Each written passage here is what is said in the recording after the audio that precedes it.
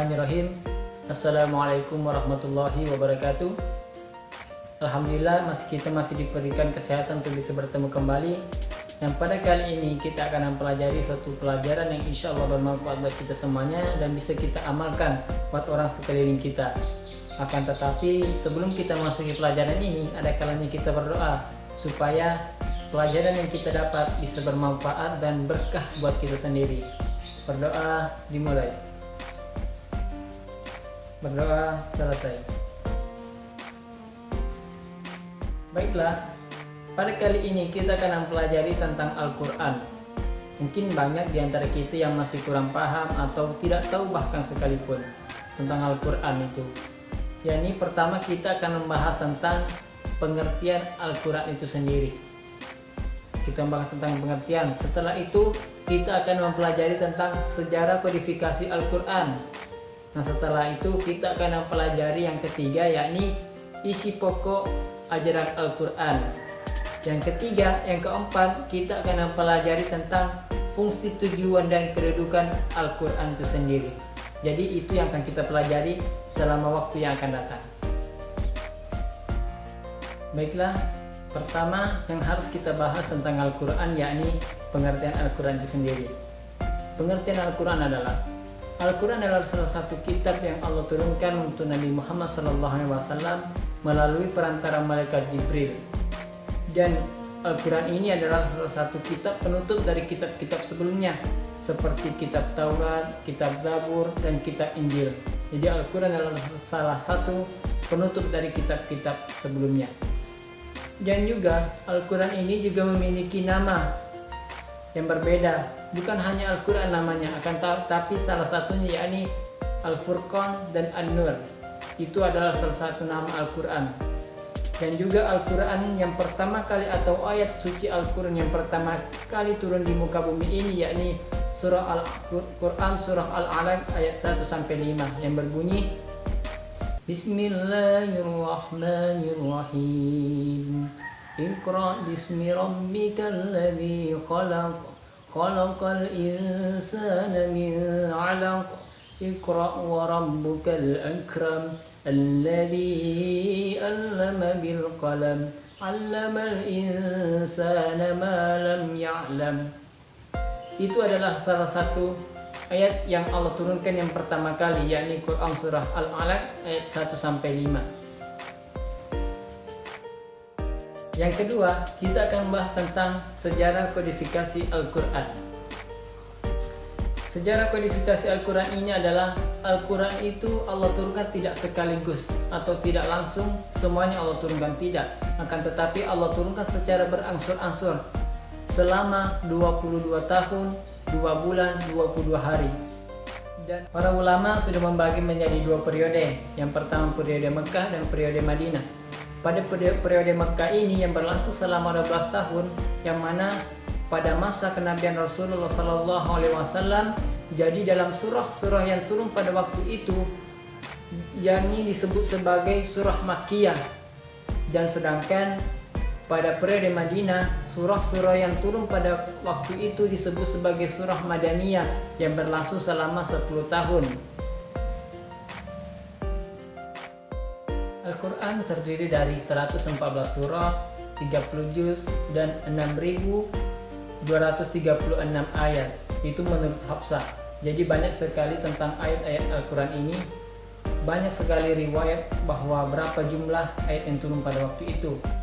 Dan akan tetapi pada waktu periode Madinah atau periode Mekah, waktu itu turunlah ayat sebanyak 4.780 ayat. Jadi kalau kita rangkum itu menjadi 86 surah.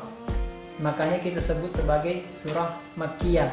Dan pada periode Madinah turunlah ayat sebanyak 1456 ayat yang digolongkan menjadi 28 surah, yang kita sebut sebagai surah Madaniyah. Kodifikasi dan pengumpulan Al-Quran sebanyaknya sudah ada pada zaman Rasulullah SAW. Jadi setiap Nabi Muhammad SAW menerima wahyu dari malaikat Jibril melalui perantara dari malaikat Jibril, Nabi langsung membacakan di depan para sahabat dan Rasulullah juga menyuruhkan kepada para sahabat untuk menghafalkan ayat tersebut. Dan bahkan Rasulullah juga memerintahkan kepada sahabat untuk menuliskan ayat Al-Quran yang sudah dihafalnya di atas pelepah kurma, kemudian di atas lempengan-lempengan batu, kemudian di atas tulang-tulang yang berserakan. Disitulah mereka menulis Al-Quran. Jadi sekarang sepatutnya kita bersyukur atas nikmat Allah yang besar ini kepada kita. Dan juga sewaktu Nabi Muhammad SAW masih hidup, bahkan beliau sudah memilih orang-orang terpercaya mereka, orang-orang yang Allah percayakan untuk menulis Al-Quran, yakni sahabat Nabi Muhammad SAW, yakni Zaid bin Sabit, Ali bin Abi Thalib, Muawiyah bin Abi Sufyan, Ubay bin Ka'ab. Mereka adalah orang-orang terpilih yang Rasulullah pilih langsung untuk menuliskan Al-Quran yang akan datang. Pada masa pemerintahan khalifah yang pertama, yakni khalifah yang Rasulullah tunjuk adalah Abu Bakar As-Siddiq. Jadi pada waktu Abu Bakar, pemerintahan Abu Bakar, sudah ada kesepakatan untuk mengumpulkan Al-Quran. Akan tetapi terjadi peperangan dan banyak sekali penghafal Al-Quran yang meninggal. Dan disitulah mereka mendapatkan kendala. Begitu pula pada zaman khalifah yang kedua, yakni Umar bin Khattab, memiliki kendala yang sangat besar dan musibah yang sangat besar, sehingga mereka lupa untuk mengumpulkan Al-Quran yang sudah hilang. Jadi pada zaman khalifah yang ketiga, yakni pada zaman khalifah Utsman bin Affan, Utsman bin Affan mempunyai pemikiran untuk mengumpulkan seluruh para sahabat penghafal Al-Quran yang masih hidup setelah peperangan. Jadi seluruh sahabat itu dikumpulkan, kemudian ayat Al-Quran yang ditulis di atas pelepah kurma, kemudian di atas lempengan batu, kemudian di atas tulang kering, mereka cari semuanya. Setelah itu barulah mereka menulisnya di atas kertas. Akan tetapi pada waktu penulisan Al-Quran itu belum ada harakat, maka ada salah satu sahabat Rasulullah SAW yang diperintahkan untuk menulis harakat, yakni orang yang pertama kali menuliskan harakat adalah Abu Al-Aswad Ad-Dwali. Beliau adalah orang yang pertama kali menulis harakat dalam Al-Quran.